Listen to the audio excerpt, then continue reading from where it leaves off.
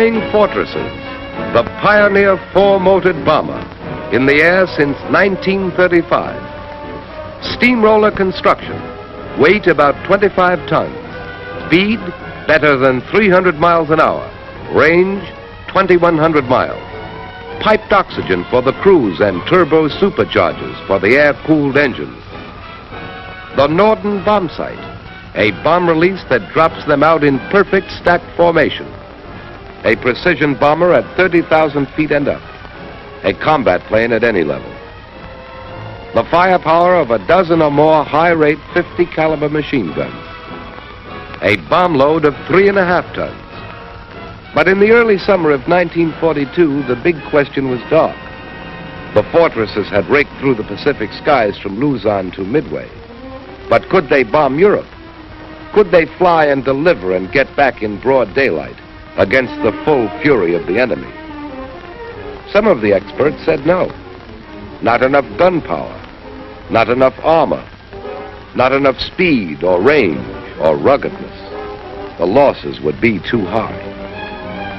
Here is a motion picture record of the first all-American Flying Fortress raid over Europe. The men crowd into the operations hut, under the windsock, traditional as the yellow flag of quarantine. This is the briefing, the final how, where, when, and why of the raid.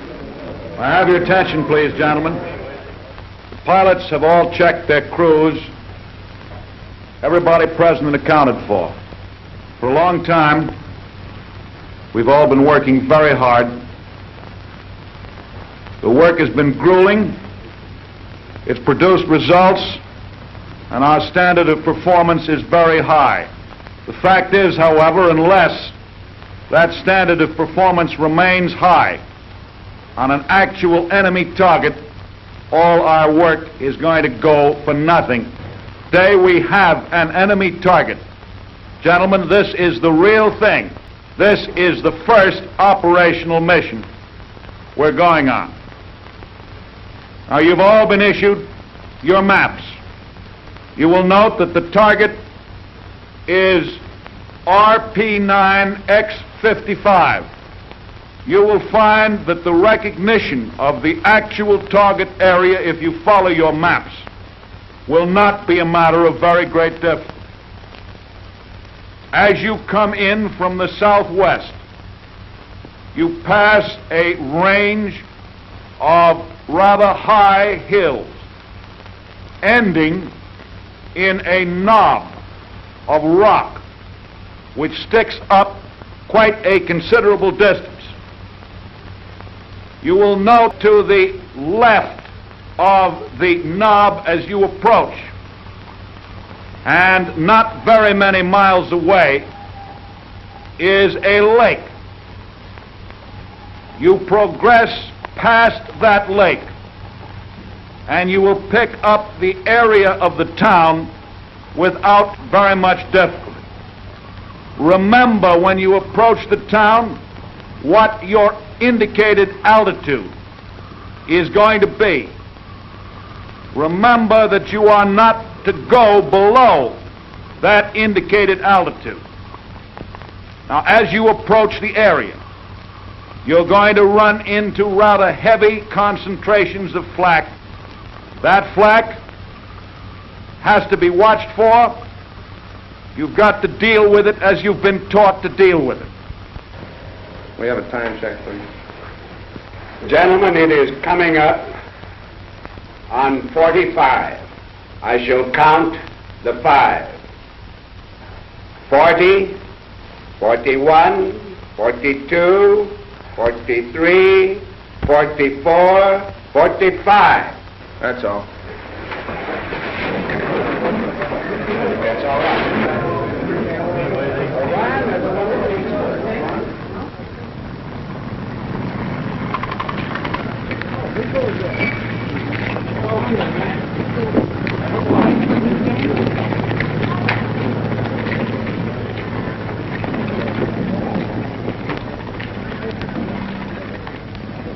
Ten men to a ship, the combat team.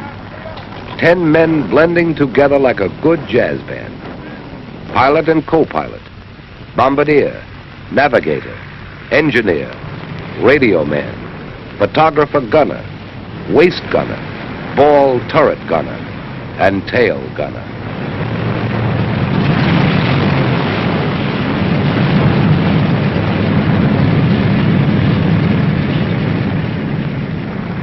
The ground men pull the chocks and the first plane hauls her nose round into the wind.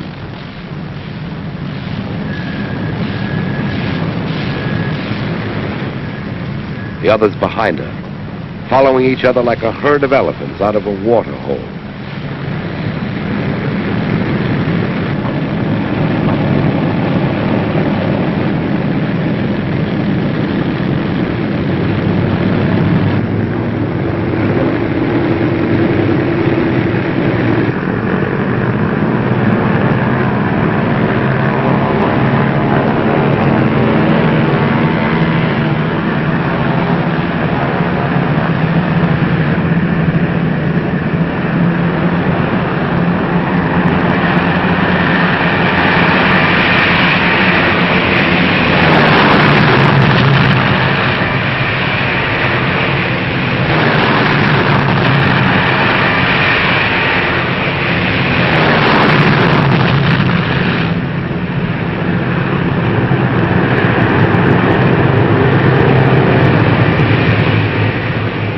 The fortresses seem to flatten down, gathering way and lift, out toward the continent, out toward the enemy. The ground crews watching and hoping. Their half of the job done.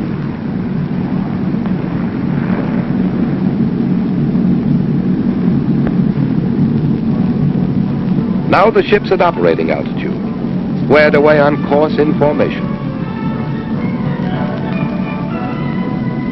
Keeping station, each plane helps to cover the others. Together they make one round, bristling hedgehog of fire.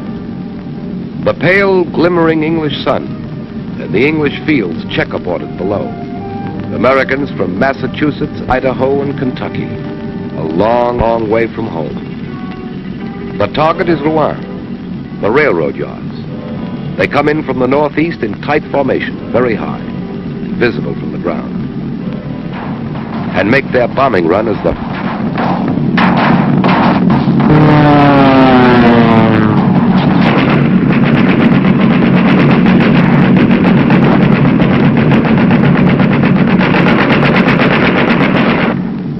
all away, the bombardiers shout.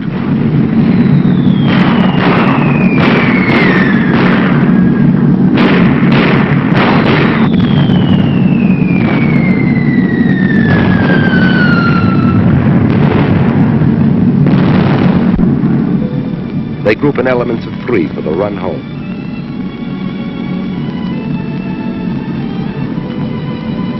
Mission accomplished. All B-17s return safely.